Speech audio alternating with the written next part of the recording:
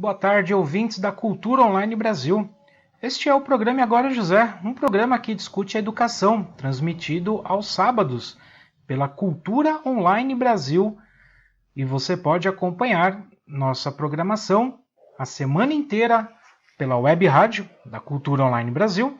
E aos sábados é exibido das 16 às 18 horas o programa Agora José, um programa que discute a educação. Você também pode acompanhar os nossos programas pelo nosso canal do YouTube, pelo nosso blog, programaeaj.blogspot.com, e pode acompanhar as notícias da educação pelo nosso perfil, pela nossa página do Facebook. E vamos continuar as discussões sobre o que foi notícia da educação nesta semana, do dia 6 de dezembro ao dia 12 de dezembro. Hoje é dia 12 de dezembro e vamos às notícias da educação.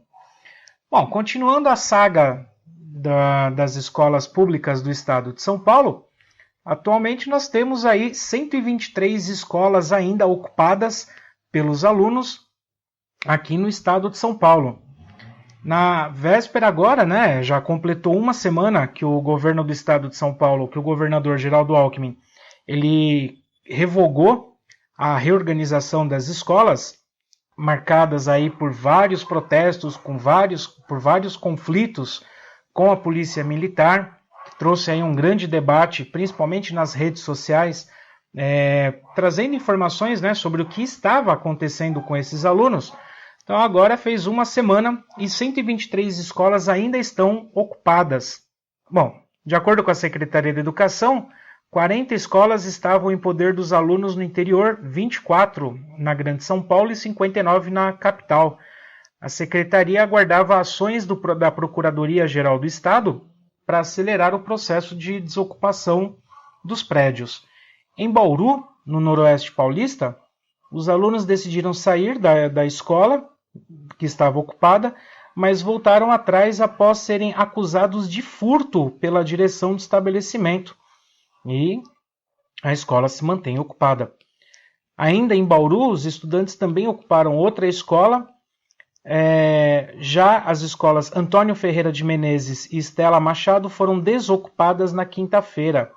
A saída dos estudantes ocorreu depois que a dirigente regional do ensino concordou com o pedido de que nenhum aluno sofra retaliação por ter participado das ocupações. Já em Marília, cerca de 100 alunos permaneciam na escola Professora Silvia Ribeiro de Oliveira. 2 escolas continuavam ocupadas em Ourinhos, no sudoeste paulista. Na mesma região, os estudantes ocupam 2 escolas em Assis e uma em Cândido Mota. A Diretoria Regional de Ensino informou que os estudantes estão na iminência de deixar os prédios. Os estudantes decidiram manter ocupadas também as escolas Professor Gero Vaz de Toledo e Professor Antônio de Melo Cotrim, em Piracicaba. E por aí continuam várias outras escolas que estão ocupadas. O que acontece agora é o seguinte: os alunos estão se colocando ao debate, reciclando então esses pedidos após o recuo do governador sobre a reorganização. Os estudantes decidiram manter as manifestações, mesmo após a revogação. O governador defende que não tem motivo agora para continuar os protestos, pois os pedidos dos alunos foi atendido. E agora o que os estudantes querem, o que eles queriam, vamos comparar o que eles queriam antes da suspensão do plano. Eles queriam não fechamento das 92 escolas da rede estadual, o debate sobre o plano proposto com a comunidade ao longo do ano de 2016 e não até o fim de 2015, a discussão sobre as mudanças envolvendo alunos, professores, pais, associação de pais e mestres, conselhos de pais e grêmio estudantil, a não punição de professores, alunos e apoiadores das ocupações das escolas estaduais e a garantia da participação dos formandos de 2015 nas discussões que devem ser realizadas em 2016. Agora com a suspensão, o que os alunos estão querendo? O cancelamento completo do plano de reorganização dos ciclos de ensino proposto pela gestão, a punição aos policiais militares que agrediram os estudantes durante os protestos e os diretores dos colégios que ameaçaram os alunos durante as ocupações, e a não punição das manifestações nas ruas de São Paulo. Se fica aqui a minha opinião, eu acho que eles deveriam, já que é para continuar protestando, eu acho que eles deveriam protestar, e aí segue a minha opinião, né, com relação à pauta do que eles deveriam protestar, mas eles deveriam protestar contra a aprovação automática, eles deveriam protestar quanto às salas superlotadas, eles deveriam protestar com relação à falta de material nas escolas, eles deveriam protestar contra o corte de verbas na manutenção das escolas, eles deveriam protestar para que as escolas fossem melhor aparelhadas com data show, projetor, né, o projetor de imagens, equipamento de som, uma sala de informática decente e não do modo como é feito as salas do Acesso Escola. Eles poderiam protestar para que os professores tivessem melhores cursos de formação continuada, eles poderiam protestar para que a qualidade dos cursos fossem melhores, eles poderiam protestar para que o governo não cortasse as verbas dos projetos pedagógicos que tem como objetivo ampliar o universo cultural dos alunos. Eu acho que tem muita coisa assim para ser protestada, tem muita coisa assim para ser debatida. Tá? Eu vou um pouco mais além nessa pauta que foi colocada e que agora eles estão defendendo. De qualquer forma, é extremamente importante que o governo do estado possa ouvir o que tem a dizer esses alunos e principalmente que realmente estabeleça um diálogo com a comunidade, né, ainda que eu acho isso um pouco difícil. Mas, de qualquer forma, e após o vazamento do áudio, né, na semana retrasada, vazou um áudio de uma reunião no domingo, realizada entre o chefe de gabinete, o Fernando Padula, e os dirigentes regionais do estado de São Paulo.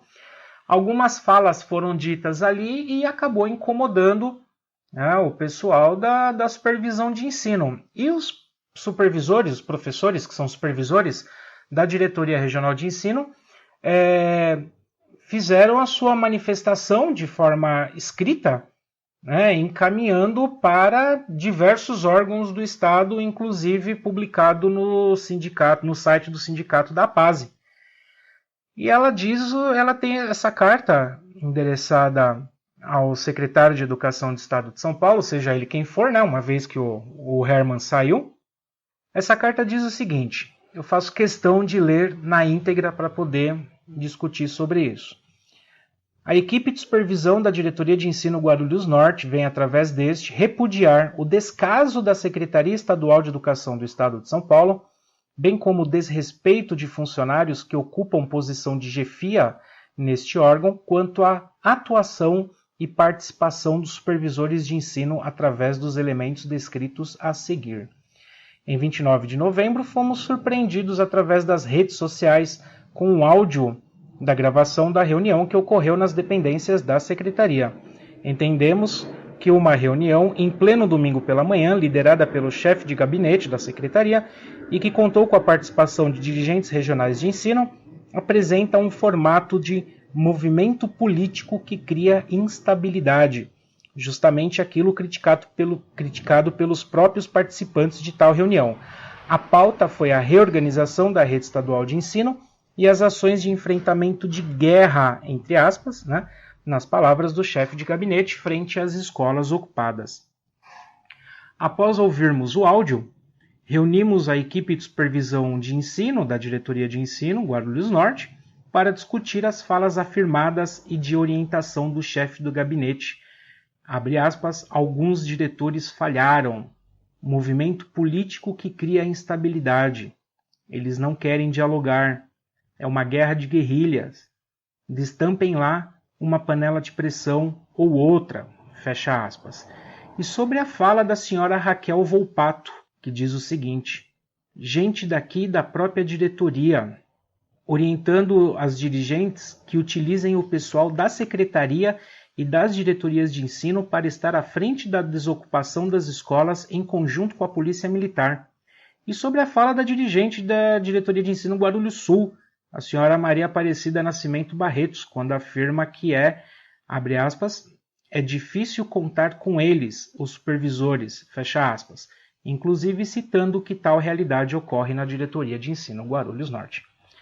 A senhora Maria Inês Molinari Sofia, dirigente da Diretoria de Ensino Guarulhos Norte, em reunião com a equipe de supervisão no dia 2 de dezembro, afirmou que na reunião ocorrida na secretaria trataram sobre ações para esclarecer, junto à sociedade, a reorganização da rede estadual.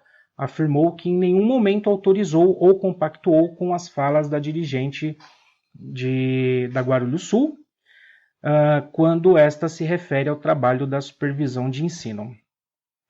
Entendemos que um chefe de gabinete de uma das mais importantes secretarias de Estado não pode afirmar impunemente que diretores de escola estão agindo porque são da oposição e falharam, e que é uma guerra de guerrilhas.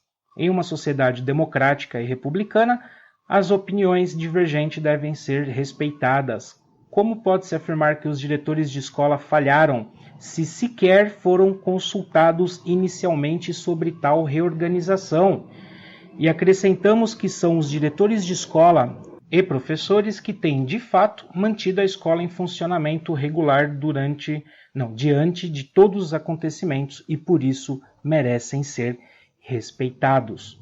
Quanto à afirmação da senhora Raquel Volpato Serbino, orientando dirigentes a fazer uso do pessoal da diretoria de ensino para ajudar a desocupar escolas, entendemos que constitui desvio de funções, assim como indução à prática administrativa indevida, o que merece apuração por parte da secretaria, assim como ocorreria caso tal sugestão partisse de um diretor de escola ou supervisor de ensino.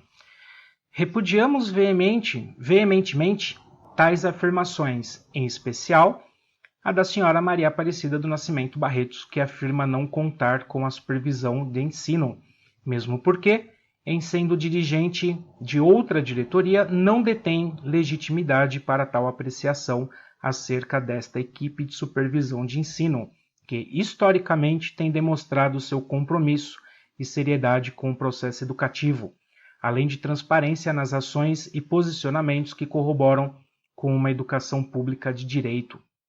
Pelo que expusemos anteriormente, solicitamos retratação da senhora Maria Aparecida Nascimento Barretos acerca de sua indevida manifestação sobre a atuação da equipe de supervisores da Diretoria de Ensino Guarulhos Norte.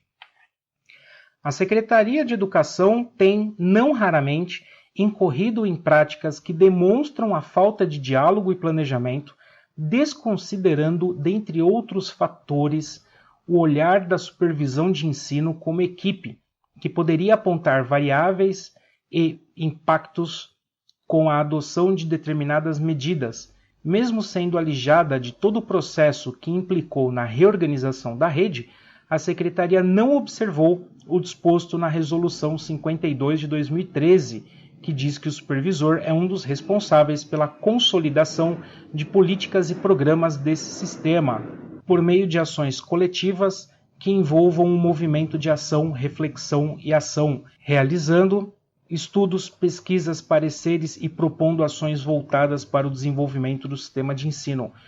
Como é possível ao supervisor ser propositor de uma política pública na qual ele não foi consultado ou ao menos informado? A equipe da supervisão da diretoria Guarulhos Norte sempre atuou democraticamente junto às escolas, discutindo esse tema, trazendo segurança e informação, mesmo que restrita, pois não houve nas diretorias de ensino qualquer discussão junto às comunidades escolares ou informação anterior ao anúncio acerca da reorganização.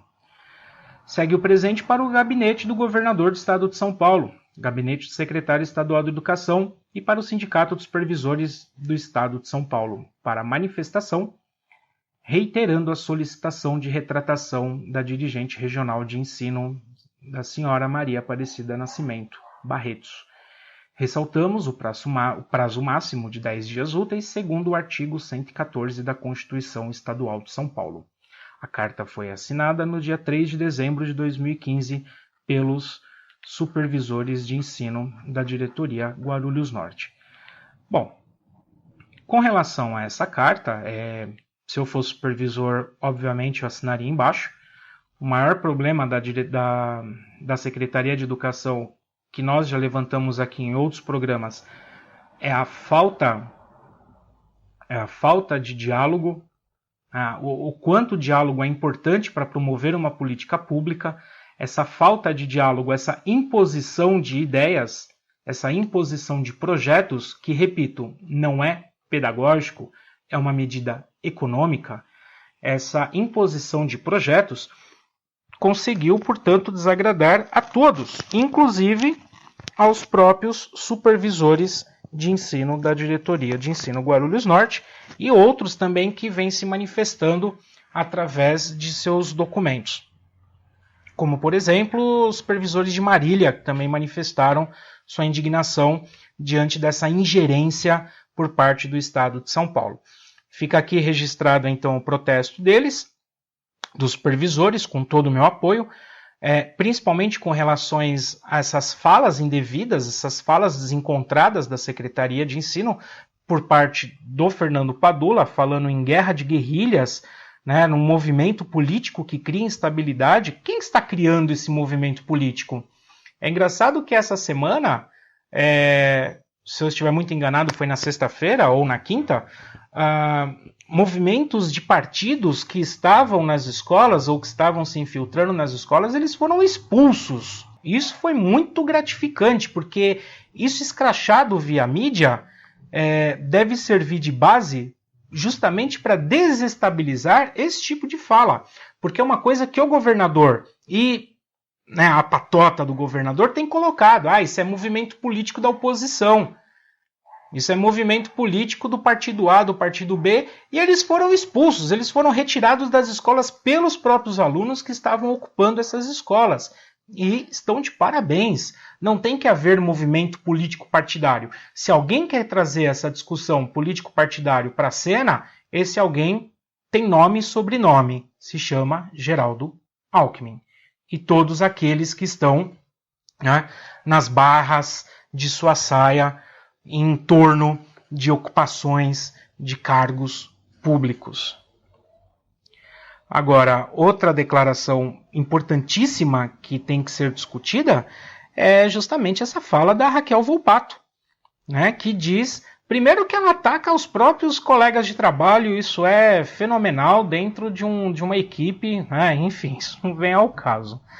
Mas quando é sugerido, inclusive, esse desvio de função para que pessoas da própria Secretaria de Ensino e das diretorias de ensino vão às escolas para promover a desocupação. O desvio de função é fantástico com relação a isso.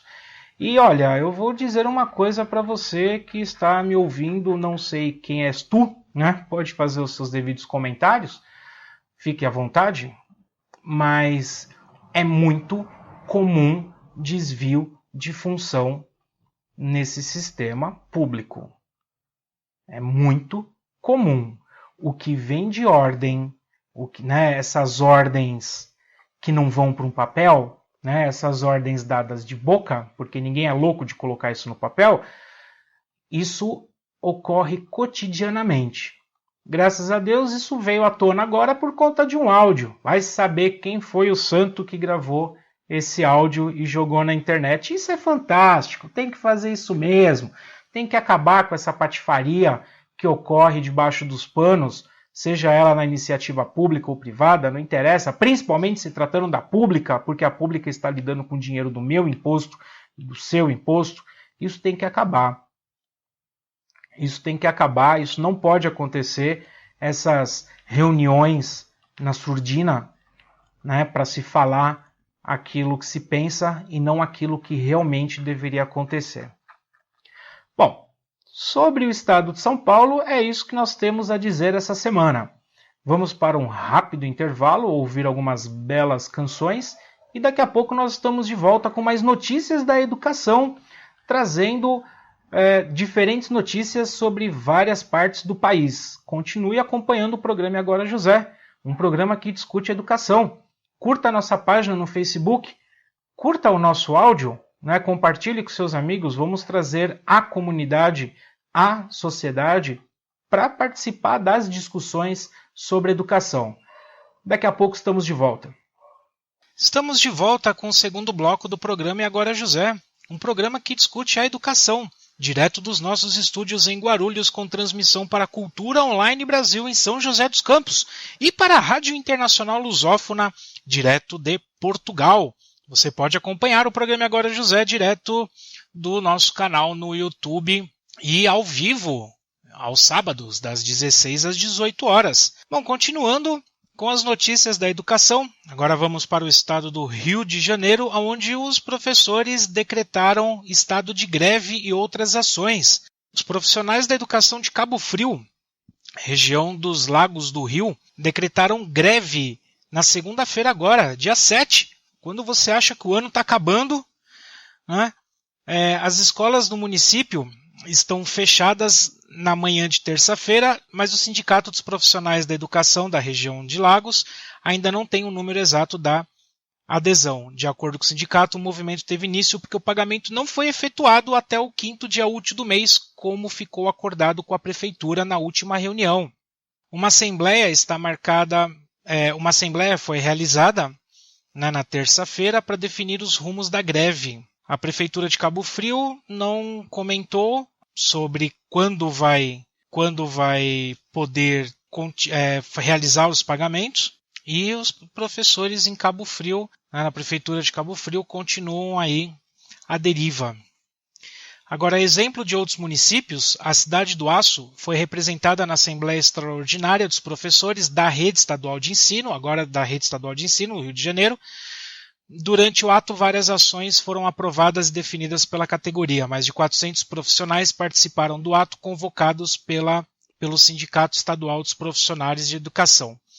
A plenária foi convocada pelo CEP para que os professores e funcionários das escolas estaduais pudessem discutir a mobilização contra as ameaças de calote do governador Luiz Fernando Pezão, que é do PMDB, no tocante ao pagamento de salários e benefícios, como a segunda parcela do 13º do funcionalismo estadual. Entre outras, foi definido o estado de greve pelos professores da rede estadual.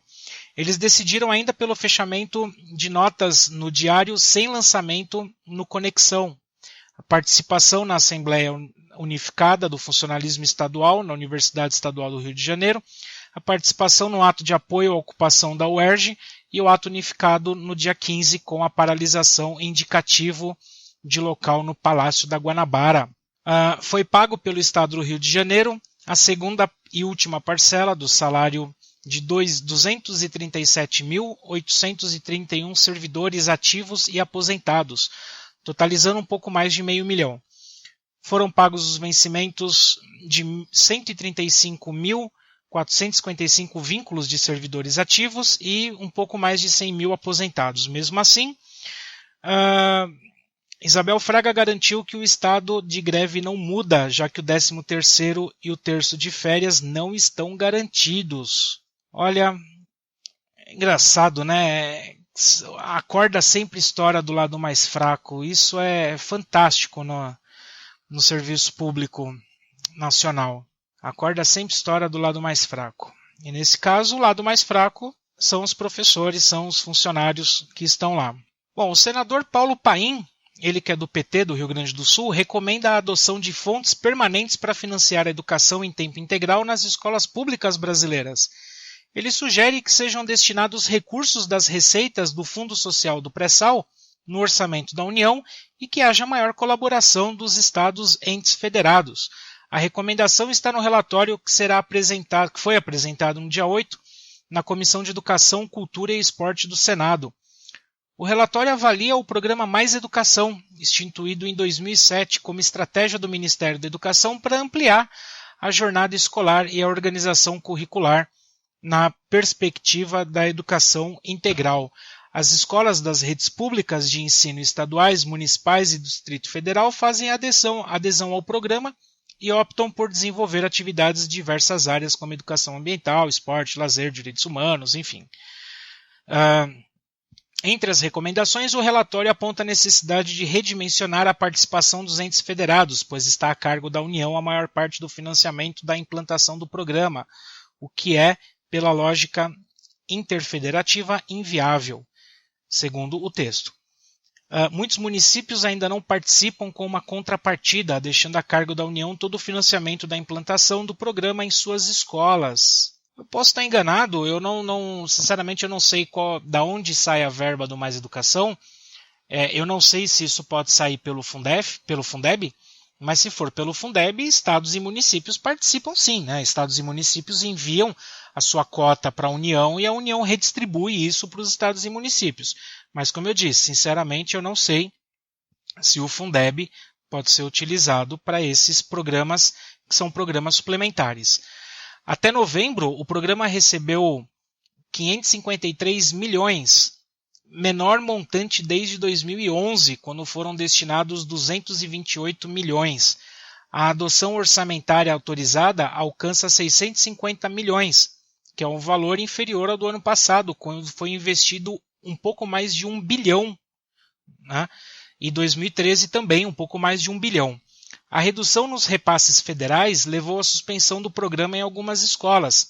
Em audiência pública para tratar do tema, que consta no relatório, o coordenador estadual do Comitê Territorial de Educação Integral do Estado de São Paulo, Anderson Jorge de Assis, diz que aproximadamente 45% das escolas paulistas inscritas no programa tiveram suas atividades suspensas em 2015 em função da falta de repasse dos recursos do governo federal. Mais de 300 mil alunos foram dispensados das oficinas. Segundo o Paim, é preciso assegurar outras fontes de financiamento com um cronograma consistente que permita às escolas trabalhar com segurança financeira. Sim, devo dizer que o repasse que deveria ser feito no mês de março, abril, ele foi feito agora no mês de novembro, né? Então, ou as escolas se seguraram do jeito que dava, ou simplesmente cancelaram este programa. Isso estou falando com conhecimento de causa. No relatório, o senador reconhece que o programa é eficaz na ampliação de repertório sociocultural dos alunos, contribuindo para a redução das desigualdades, mas apresenta uma série de recomendações para aperfeiçoá-lo. Entre elas está a recomendação de que a escola de tempo integral passe a ser o padrão oficial brasileiro. Para isso, o próprio modelo e a definição da escola devem ter melhor definição para que o contraturno não se transforme em mero momento de reforço escolar, focado nas disciplinas tradicionais e na preparação para testes. A questão aí esbarra inclusive na infraestrutura, né? Vamos combinar que se você tem uma escola no período da manhã, no período da tarde e período da noite, você tem 400 alunos por período. Se você vai fazer uma escola de tempo integral, você passa a ter 800 alunos no mesmo ambiente, o que se torna impossível do ponto de vista físico, né? Não dá para colocar 800 alunos num espaço de 400 alunos. Então, isso dificulta muito a execução do projeto. O que acontece na prática é que se você tem 400 alunos, eu diria que no máximo 30, 40 alunos por dia vão estar frequentando a escola durante o período de contraturno. Isso é uma coisa que realmente precisa ser revista. Bom, a ampliação da educação integral ela está na lei de acordo com o Plano Nacional de Educação. Estabelece uma meta aí de 10 anos para que haja educação em tempo integral para ser ofertada no mínimo em 50% das escolas públicas, de forma a atender pelo menos a 25% dos alunos da educação básica. Segundo os dados do próprio Ministério da Educação, que está no relatório, apesar de 41% das escolas estarem no programa Mais Educação, na prática, apenas cerca de 12% dos brasileiros são atendidos, que foi exatamente o que eu acabei de falar. Não são todos os alunos que participam dessas atividades em contraturno. Isso, do ponto de vista da logística, é humanamente impossível. É preciso que se abram novas escolas, criam-se novos espaços de aprendizagem e não fechar as escolas como prevê alguns governos, né, em alguns estados, dentre eles o do estado de São Paulo. Bom, falar de coisa boa, o professor brasileiro é finalista do Nobel da Educação. Nossa, o Nobel da Educação, cara, que da hora. O professor é o Márcio de Andrade Batista. É o único brasileiro entre os 50 finalistas do Global Teacher Prize, considerado o Prêmio Nobel da Educação. Segundo a organização do prêmio, Batista foi escolhido entre milhares de candidatos de 148 países. Apenas 29 nações estão representadas entre os finalistas. O vencedor será anunciado em março do ano que vem, em Dubai, e receberá R$1 milhão. Ele é engenheiro químico e professor da Universidade Federal do Mato Grosso. Batista recebeu a indicação pelo trabalho que faz em escolas do ensino médio público. Ele orienta projetos sugeridos pelos próprios estudantes. A ideia é que os alunos desenvolvam interesse pela ciência desde o ensino básico. Ele diz que sempre teve como meta mostrar que ser cientista é tão legal quanto ser um jogador de futebol ou outra profissão que os alunos admiram. Queria inserir a ciência dentro do rol de interesses dos alunos. Fantástico! Com as orientações do professor, surgem assim projetos como a utilização da casca da castanha de baru, típica que é do cerrado da região, para fazer pisos, e a utilização de resíduo de soro de queijo para enriquecer pães e dar mais qualidades à alimentação. Uma das alunas, Bianca Valeguski de Oliveira, recebeu o prêmio Jovem Cientista pelas mãos da presidente Dilma Rousseff. A intenção é mostrar o importante papel que os professores desempenham, reconhecendo o educador excepcional que tenha feito um excelente trabalho em sua região. Muito bom, parabéns mesmo. Muito bom, muito bom, muito bom. O Global Teacher Prize está no segundo ano e é oferecido pela Fundação Varkey, fundada pela Sunny Varley, reconhecida internacionalmente pelo trabalho feito na educação. A intenção é mostrar o importante papel que os professores desempenham, reconhecendo um educador excepcional que tenha feito um excelente trabalho na sua região. A professora Nancy Atwell, dos Estados Unidos, foi a ganhadora do prêmio em 2015. Professora de inglês, ela deixa que os alunos escolham os livros que lerão e os assuntos sobre os quais escreverão nas aulas. Com a metodologia, cada aluno consegue ler em média 40 livros de 14 gêneros literários, além de escrever cerca de 21 artigos de 13 gêneros.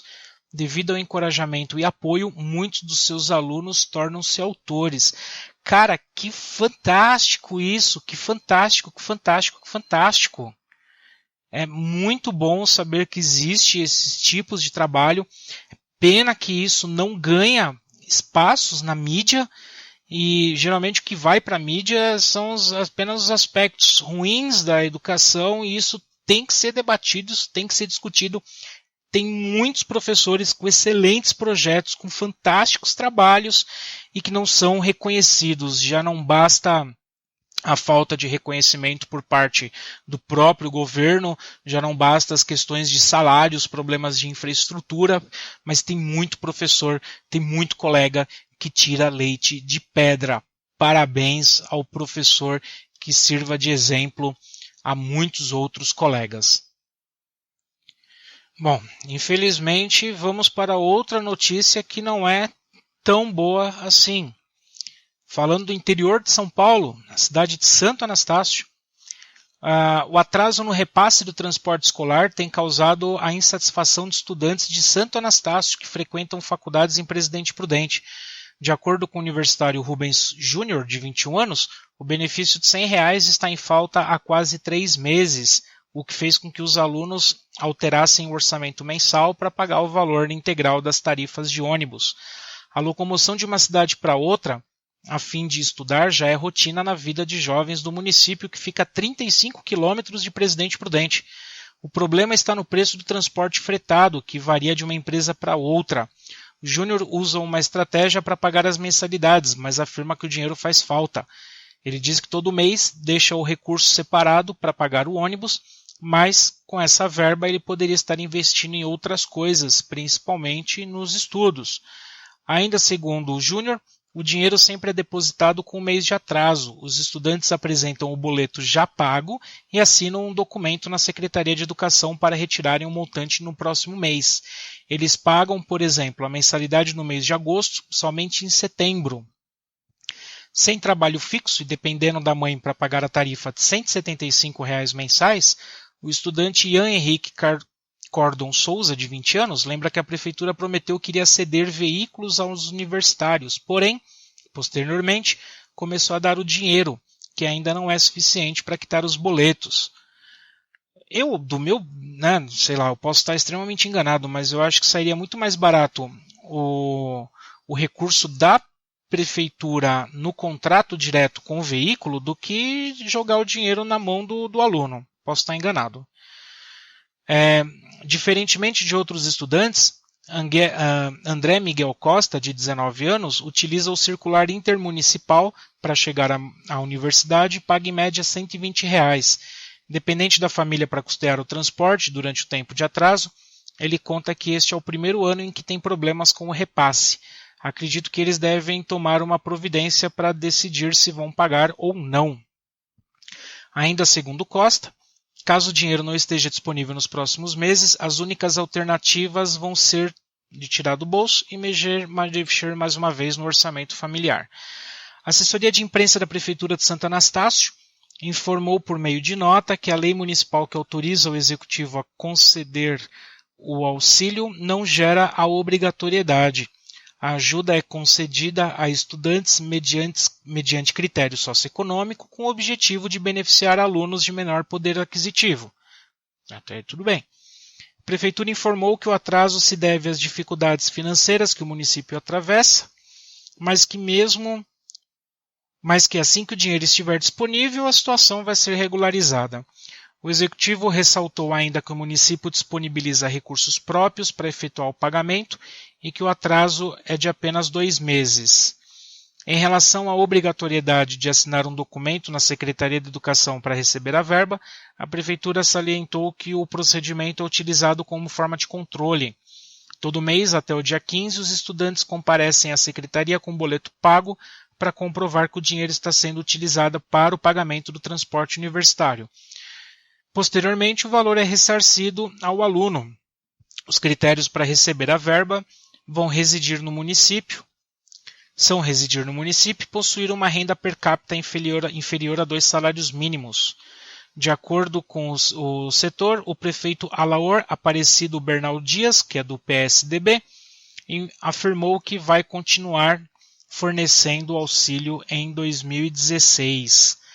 Isso é um problema, né? Porque nós, mas cada um se vira. Não, peraí, a gente está falando de gente que mora a 30, 40 quilômetros da faculdade. É diferente de nós mesmo, e eu me incluo.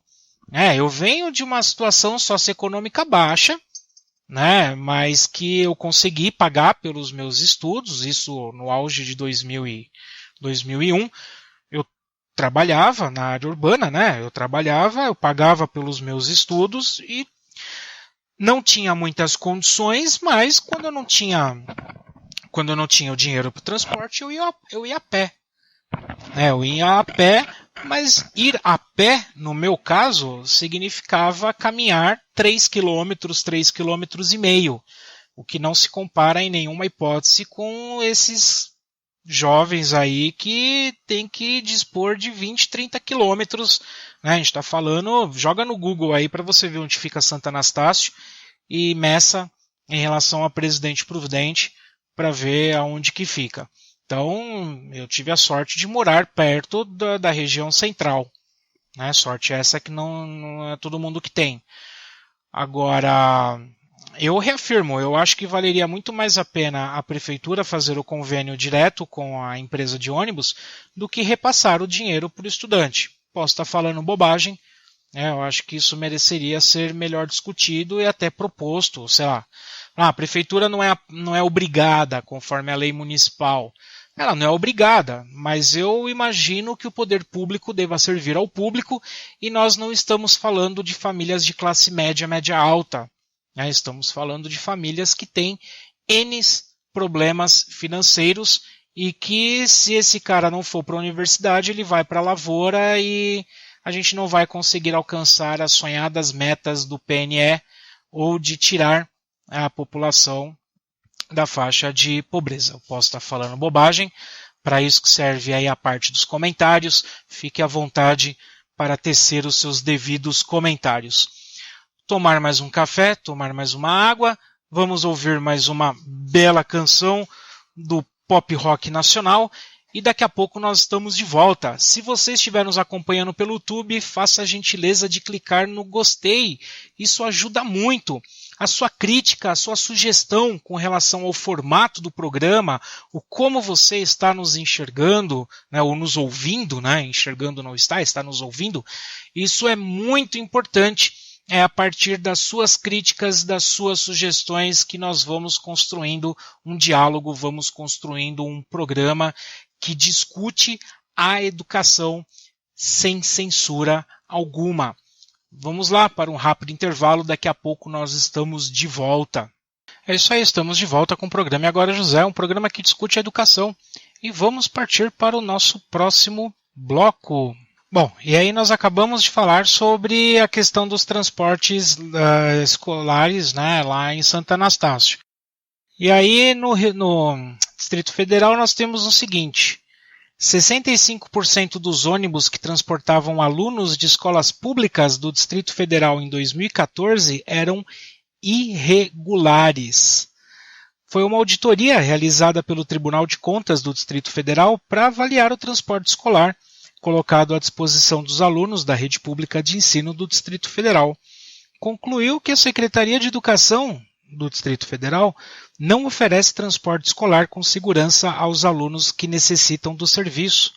A auditagem confirmou que 65% dos ônibus das empresas contratadas não tinham autorização para trafegar, segundo o próprio Detran do Distrito Federal. O relatório apontou ainda risco à integridade física dos estudantes, constrangimento daqueles com dificuldades de locomoção, veículos sem autorização para trafegar, excessivo número de alunos transportados e outras falhas graves de gestão que comprometem a aprendizagem das crianças e adolescentes. Em resposta, o secretário da pasta, Júlio Gregório, avaliou como positiva a auditoria, já que ela ajuda a ver o que tem de errado e onde é necessário melhorar. Precisa de uma auditoria, né?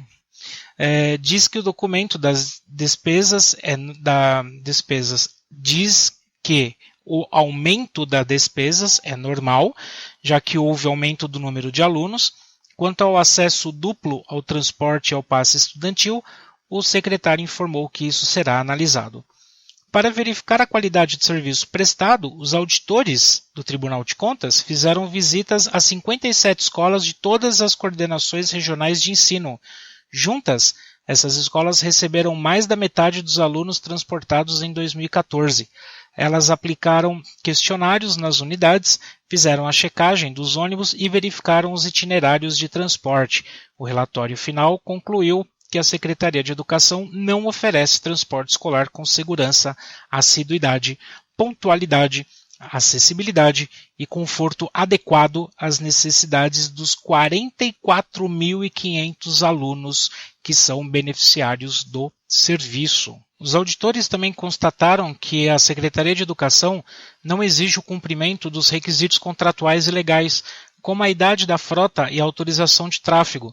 Em novembro de 2014, conforme a consulta ao Detran, 65% dos ônibus das empresas contratadas não tinham autorização para trafegar, efetuando o transporte escolar ilegalmente.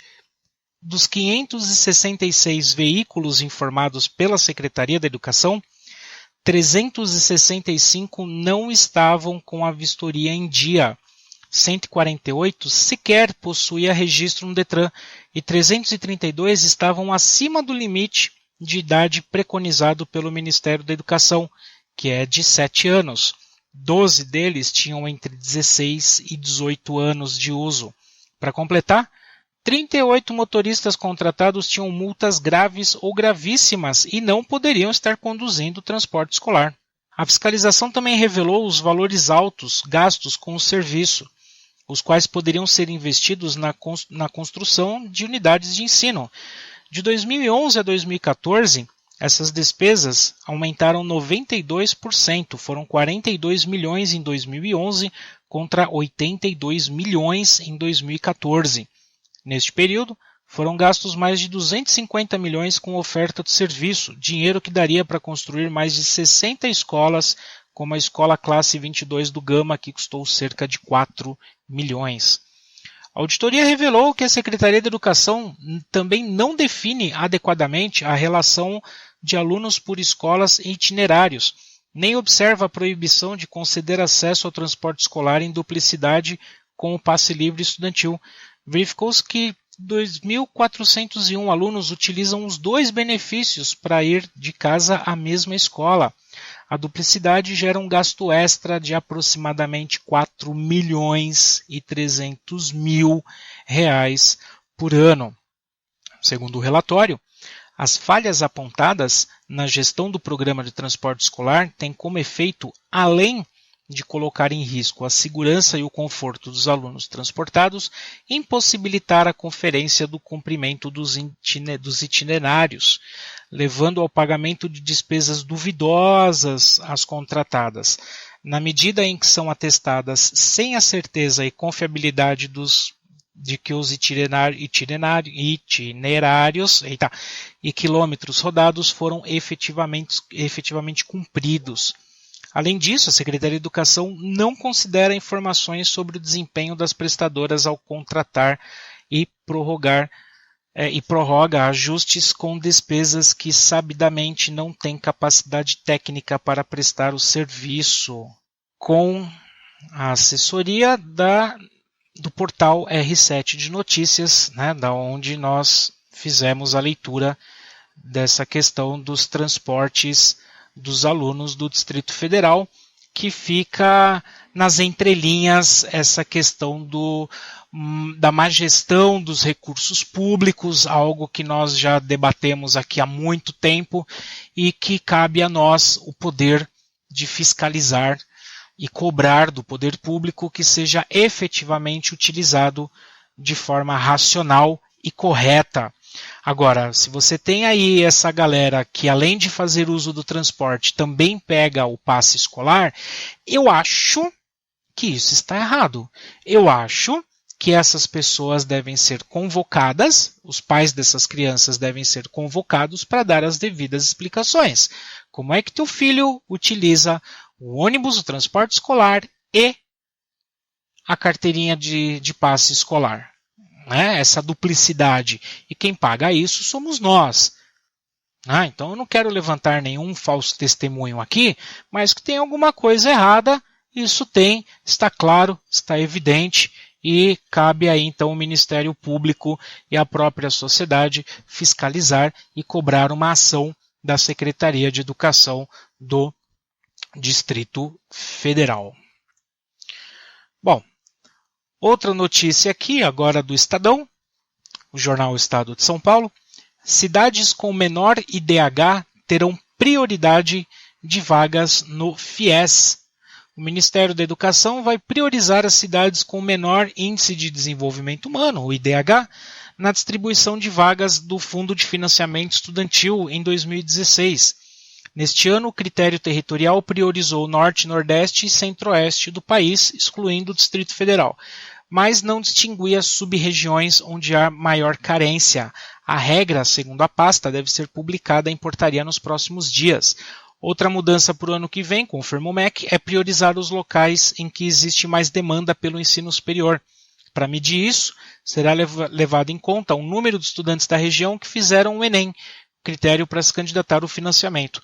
A previsão para 2016 é ofertar entre 310 e 350 mil vagas para o FIES. Os novos parâmetros serão cruzados com as regras já criadas no segundo semestre deste ano, como a prioridade de vagas para os cursos das áreas de medicina, engenharia e formação de professores. Também levam vantagens na distribuição de vagas os cursos que têm notas 4 e 5, as maiores dos índices de qualidade do Ministério. Esses critérios são considerados estratégicos para o governo federal. De acordo com entidades do ensino superior privado, o MEC também sinalizou que não pretende usar um limite de reajuste de mensalidades às instituições participantes do programa. O Ministério, entretanto, não confirma a informação.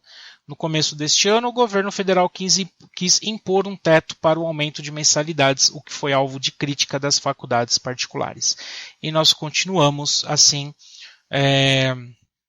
de uma certa forma, né? Isso é uma forma de terceirização do ensino superior, em que o governo ele banca a iniciativa privada para oferecer, então, o curso de graduação aos alunos do ensino superior. Polêmicas à parte, eu acho extremamente viável que os cursos que sejam bancados pelo governo federal, ou por qualquer governo que seja sim, cursos com nota 4 e 5.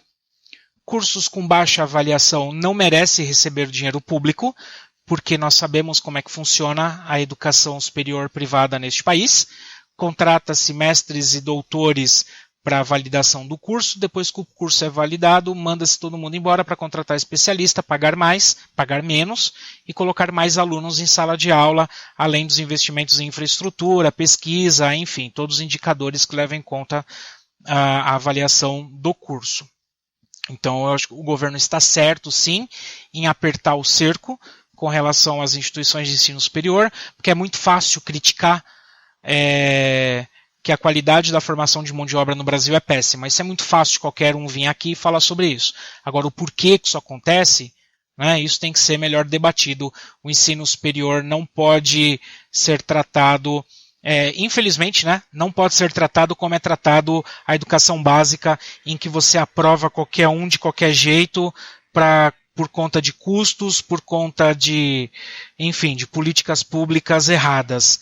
O ensino superior tem sim que passar por uma profunda análise, uma profunda estruturação, inclusive sobre os próprios critérios de avaliação dos cursos do ensino superior. Não só com base no ENAD, mas as visitas do MEC, o acompanhamento, a fiscalização, a palavra é essa, tem que haver fiscalização.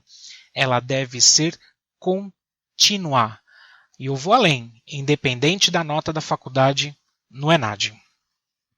Agora, claro, essa questão do Ministério em privilegiar locais com os menores índices de desenvolvimento humano, ele tem como objetivo justamente elevar os índices de desenvolvimento humano dessas regiões. Um dos fatores que é considerado é a educação, E dentro da educação, nós temos aí a educação básica e o ensino superior. Então, no ensino superior, cabe ao governo federal apresentar suas estratégias para melhorar o IDH dessas áreas, dessas regiões. Bom, é isso aí. Vamos fazer mais um rápido intervalo. Daqui a pouco nós estamos de volta. Continue ouvindo o programa E Agora, José. Bom, é isso aí. O programa E Agora, José está de volta com o último bloco, discutindo as notícias da educação. E agora vamos para uma notícia muito bacana, uma notícia em que o áudio foi extraído da Rádio Globo, em parceria com Todos pela Educação. É uma conversa entre o Ricardo Falzereta e o Laércio Marcial sobre o uso do celular nas escolas públicas. Então, a partir de uma pergunta realizada por um ouvinte, eles fizeram essa discussão e estou pedindo a licença para que nós possamos reproduzir e discutir essas informações aqui no programa E Agora, José. Tema esse polêmico que tira o sono de vários professores por conta do uso do celular em sala de aula. Então vamos acompanhar, continue ouvindo o programa E Agora, José. 11h16, falando com o nosso Ricardo Falzeta, Todos pela Educação. Música belíssima, dá até dó de cortar, mas temos que falar com o Ricardo, nessa manhã e falar de educação. Olá, Ricardo, bom dia. Olá, Laércio, olá, ouvinte, também adoro essa canção. E o cidadão que interpreta é de uma qualidade absurda, né? Sensacional, violonista de primeira e é parceria com Chico Buarque também, né? Pois é, coisa linda, né? 2 mestres e 2 homens voltados para este conteúdo, para essa coisa da preocupação saudável da educação, né? Sim. Chico vem de família, né? Toquinho lidou por anos com o poeta, né? Com o embaixador Vinícius de Moraes, um pensador. Isso é... E eu, graças a Deus, eu falo para Deus, obrigado, meu Deus, por eu ter nascido numa família de pessoas assim, né? Meus avós, meu pai, minha mãe, meus irmãos são assim, minha família inteira é assim, minhas tias. Então, as palavras para nós é algo que encanta, né? Então, é muito bom. Tá tudo bem, né, Ricardo? Ano difícil de terminar, né, Laércio? Rapaz, eu pensei que estava um pouco mais quieto, mas o negócio tá fogo, viu? Tá voando dinheiro por aí também, pela janela? Não, Você né? sabe que teve uma operação que eu li que o caboclo jogou dinheiro pela janela. Pois é, né? loucura, né? Com certeza não é bom dinheiro, né? Com certeza não, né? Dinheiro de energia ruim, não é bom. Dinheiro é bom quando ele vem de energia boa. Exatamente. Né? De trabalho, de educação, de estudo, aí é energia boa. Mas a gente vai superar essa fase, com certeza. Vamos passar. A decepção acho que foi muito grande em algumas coisas, né? O desapontamento político é muito grande. Hoje mesmo de manhã deram uma demonstração completa, assim, parecia a reunião do povo de Singapura, sabe quando eles se pegam lá fora? Uma coisa... Ontem e hoje, né? O nível está muito... Nós estamos desqualificados em relação aos nossos representantes. É uma pena. Alguns, não são todos, alguns não têm a postura de um estadista, de um representante legal, né? Então, mais para fanfarrice, e a gente lamenta demais que nós estejamos na mão de algumas pessoas assim. Bom, Ricardo, Dona Marilda Aguiar Ferreira, ela é residente no Rio de Janeiro, ela faz a seguinte pergunta. Olha a pergunta feita pelo telefone, diz ela. O uso de celular é realmente proibido nas escolas públicas? E eu emendo. Ele é proibido em sala, no pátio, existem horários, não existe? É algo que os docentes nas reuniões possam permitir, não? Como é isso, Ricardo? Varia bastante de rede para rede, Laércio. Tem locais em que sim é proibido, tem locais em que é proibido na escola, em locais em que é proibido na sala de aula. Eu acho que antes da gente entrar na questão específica do celular, a gente precisa falar um pouquinho sobre a distinção que a gente tem que fazer entre regras e princípios, né? Porque uma escola que é pautada por muitas regras é porque ela está com alguma dificuldade ali, mas ela tem que batalhar por trabalhar melhor os seus princípios. Porque se você tem os princípios do respeito, da solidariedade, você não precisa de tantas regras, né? Agora, falar ao telefone, falar ao celular durante a aula ou durante qualquer atividade em que isso não esteja previsto é uma falta de respeito, como qualquer outra falta de respeito. Se você conversar, se você fizer barulho, se você fizer alguma ação que não era o esperado para aquele momento, alguma questão ali precisa ser melhor trabalhada. Então não é o celular em si o problema é um princípio que não está sendo bem trabalhado e bem respeitado por todos. Aí a gente não está falando exclusivamente dos alunos, a gente está falando de toda a comunidade escolar, né? Agora, é claro que tem escola que está numa situação de problemas de comportamento, em que sim, você tem que estabelecer primeiro uma série de regras, mas depois você tem que ir trabalhando para você ter os princípios bem estabelecidos na própria escola. É um processo contínuo, né? Agora, o celular em si, como tecnologia, é algo que com certeza pode ser utilizado pedagogicamente e muito bem. A gente tem casos, eu dei uma rápida busca aqui, a gente encontra casos de professores premiados fazendo excelentes trabalhos com o uso do celular, do smartphone. A gente acabou de ter um professor premiado agora no Prêmio Educador Nota 10, que é um prêmio da Fundação Victor Tivita, que tem apoio da Rede Globo, inclusive.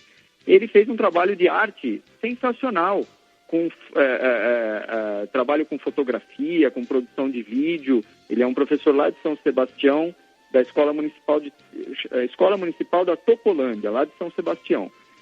Então é possível fazer. Professor Rodolfo Alves Pereira, de Leopoldina, Minas Gerais, em 2014, ganhou o prêmio Viva a Leitura porque ele criou um blog, um aplicativo para incentivar a leitura de textos de história com seus alunos. Então, se você tem de um lado, os princípios bem colocados, os alunos respeitando, professores respeitando, e de outro, uma intenção pedagógica bem planejada para o uso, especificamente a gente está falando de celular, mas poderia ser qualquer outra tecnologia, o resultado está garantido e a aprendizagem está garantida. Os consensos da vida, né? Articular conversas, momentos, situações, porque aí a gente vê assim, caso, né? Estou dizendo possibilidades. Da pessoa libera. No colégio pode usar celular. Quando você vê na sala, está tocando, né?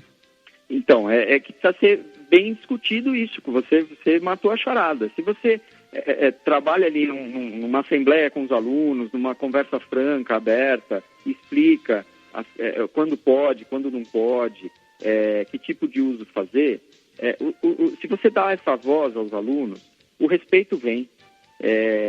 Os alunos têm essa disposição para o respeito.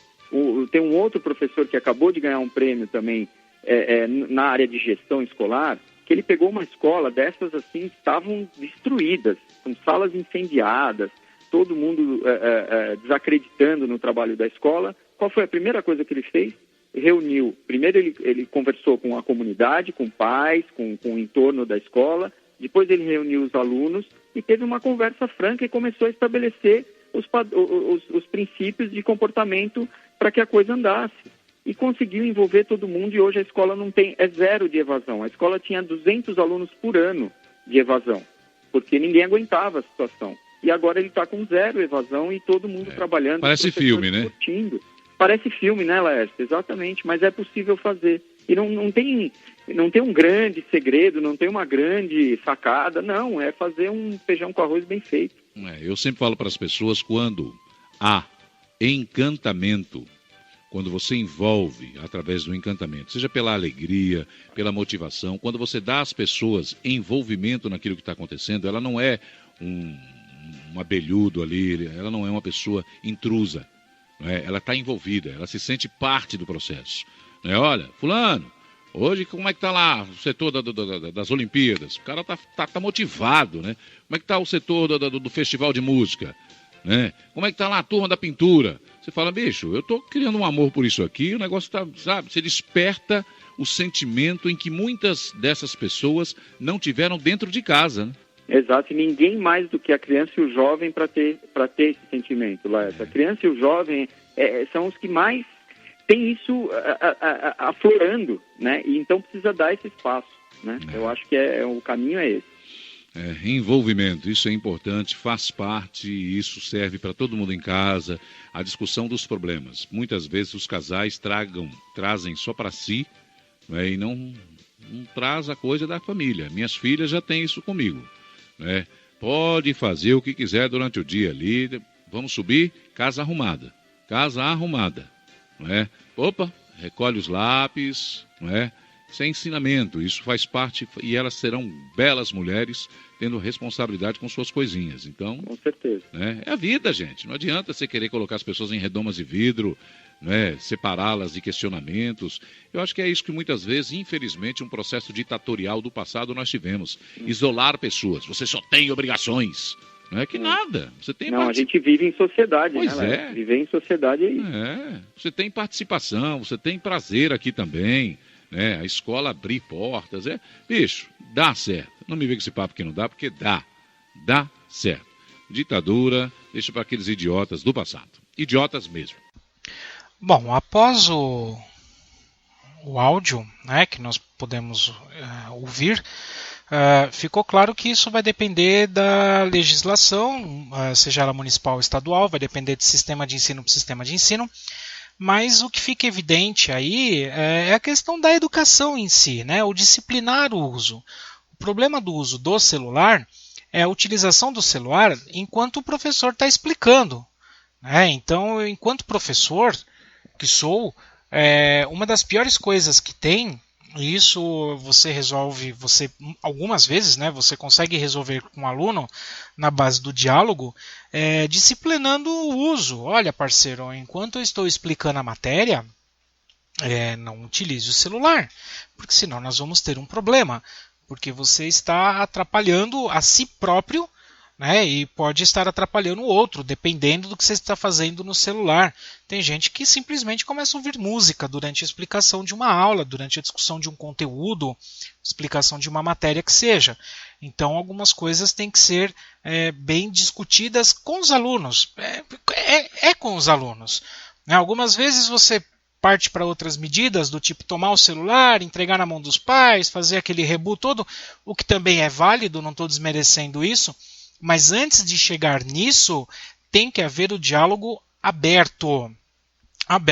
Olha, estou dando aula, estou explicando o conteúdo, estou dando a matéria e você não tem o direito de se prejudicar a outra pessoa que está ao seu lado porque está atrapalhando. Então vamos fazer um combinado. Você pode usar o celular após a explicação da matéria. Você pode usar o celular no pátio, lá fora, né, enquanto estiver fazendo alguma atividade em grupo, enfim, mas não durante a explicação do conteúdo, porque, né, senão você perde toda a noção do que você está fazendo naquele espaço. Agora, sobre essa questão do celular, o professor Omar e eu temos um artigo que se chama o seguinte: sobre o uso do celular em sala de aula. É preciso discutir o uso deste aparelho e disciplinar sua função em uma sala de aula. Este artigo está no site da Gazeta Vale Paraibana, do mês de maio de 2014, e também está disponível no meu blog. Né? Você pode jogar lá no Google sobre o uso do celular em sala de aula, escrever lá Ivan Cláudio Guedes Omar de Camargo. O primeiro link que aparecer provavelmente vai ser esse artigo em que a gente trabalha, dá dicas, né, de como utilizar esse aparelho em sala de aula, a partir do diálogo, tentando trazer uma outra proposta de uso para os seus alunos para evitar esse tipo de estresse. Né? Isso é extremamente importante e deve ser muito bem discutido em sala de aula, principalmente com os nossos queridos alunos. Bom, por fim, nossa última notícia, nossa última discussão de hoje é uma reportagem, uma entrevista que saiu na Folha de São Paulo, escrita pelo Fábio Takahashi. Eu sou fã desse cara, que sempre escreve na área da educação. E o título da reportagem é o seguinte: empresário sabe mais de educação do que o educador, diz secretária de Goiás. Goiás que tem sido palco de discussões por conta da terceirização da educação, por conta da privatização da educação, nesse sentido, né, de passar para as outras instituições a administração das escolas públicas. Então, um novo formato de gestão que será testado em 2016 em Goiás. O governo estadual decidiu se chamar organizações sociais privadas para atuar na gestão de colégios públicos.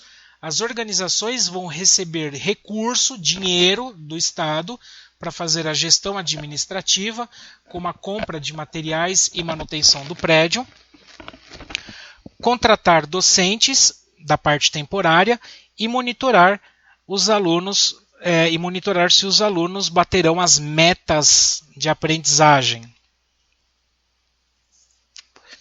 A secretária de Educação do governo, que é do Marconi Perillo, que é do PSDB, a Raquel Teixeira, afirma que a ideia é melhorar a gestão dos colégios e deixar os diretores concentrados em questões pedagógicas.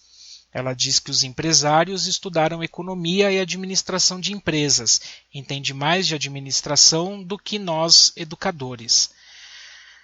Raquel diz que, apesar de Goiás ter a melhor rede estadual do país no ensino médio, a qualidade é baixa. 9% dos alunos têm conhecimento adequado em matemática, segundo a tabulação do Todos pela Educação. O modelo semelhante está em curso nos Estados Unidos, que é chamado de Charter Schools, em que as instituições privadas utilizam recursos públicos para administrar as escolas. Estudos não apontam vantagens para o desempenho, né, desse grupo. No Brasil, as organizações sociais têm atuado na área de saúde, e nós vemos aí como é que está funcionando. Essa entrevista, eu não vou reproduzi-la inteira, mas essa entrevista está no site da Folha de São Paulo, também foi compartilhada no perfil do programa Agora José, e tem várias discussões aqui que precisam ser levantadas, né? Primeiro, porque assim, olha, se o administrador ele entende mais de educação do que o diretor de escola, por que não se oferece Por que não se coloca o curso específico de administração escolar do ponto de vista da economia, da administração de empresas, para o diretor de escola? Por que esse não passa a ser um critério? Você ser o pedagogo, que vai lidar com a gestão pedagógica, mas também ter ou uma graduação em educação, ou em administração, ou ter uma especialização na administração com ênfase, com foco na gestão escolar. Mas não, vamos passar a organização das escolas para organizações sociais. Eu tenho as minhas ressalvas porque eu já li pesquisas. Quem quiser me manda um e-mail, me manda aí uma mensagem que eu encaminho, mas eu já li pesquisas dizendo que nos Estados Unidos esse modelo de charter ele está servindo para enriquecer grupos de administração escolar. Ponto. Tá? E que as notas dos alunos, as médias nos exames continuam as mesmas, quando não, se não houve uma piora desse resultado. Então, acho que isso tem que ser melhor discutido e melhor debatido. Ela diz aqui num dos trechos da entrevista de que eles serão os mesmos e terão mais tempo para focar no foco pedagógico, os diretores, Ela diz que há pouco tempo chegou numa escola e que o diretor estava consertando a descarga do banheiro. Ela diz assim: ótimo que tenhamos diretores proativos, mas nem todos são assim. E se o diretor não precisar se preocupar com o vaso sanitário, ele poderá se concentrar mais nas aulas. Olha, eu vou um pouco além. Eu imagino que esse diretor estava consertando o vaso sanitário porque ele não tinha dinheiro para contratar a mão de obra. Tá? Fica aqui a dica sobre a famosa verba de manutenção. E essas empresas elas não vão ser passadas via concurso público, Essas escolas vão passar a receber o dinheiro que vai ficar sobre a responsabilidade da organização social. Se isso chegar em São Paulo, eu monto uma organização social porque eu estou a fim de ganhar dinheiro com isso. Já que todo mundo ganha, por que eu também não posso ganhar? Fica a dica para vocês aí sobre essa forma de administração escolar que está chegando no Brasil, por conta pioneira aí do governo do estado de Goiás. Bom, esse foi o programa Agora José de hoje. Acompanhe-nos a programação da Cultura Online Brasil. Se você estiver acompanhando pelo YouTube, você vai ver que esse é o modelo novo que a gente está colocando. Ao invés de gravar vídeos com trechos, com partes específicas, está aí o programa inteiro. Obviamente que sem os nossos intervalos. E dê aí sua crítica, sua sugestão. É em cima dela que a gente procura estudar para fazer um programa que traga informação, que traga discussão e que traga debate sobre os temas relacionados à educação. Se você tiver alguma notícia, alguma dúvida, alguma crítica, alguma sugestão, escreva. Ou para o programa iagorajosé@hotmail.com ou pelo próprio Facebook do programa Agora José ou pelo nosso diretor, o jornalista, o Felipe de Souza, que comanda os botões da Cultura Online Brasil, direto de São José dos Campos. É isso aí. Se essa discussão foi útil para você, compartilhe com seus amigos, convide seus amigos para ouvir o programa, para deixar sua crítica, sua sugestão. Em nenhum momento eu sou dono da verdade. Eu apenas exponho aquilo que eu estou pensando a partir das minhas análises sobre a educação brasileira. Um forte abraço, até semana que vem e continue acompanhando a programação da Cultura Online Brasil.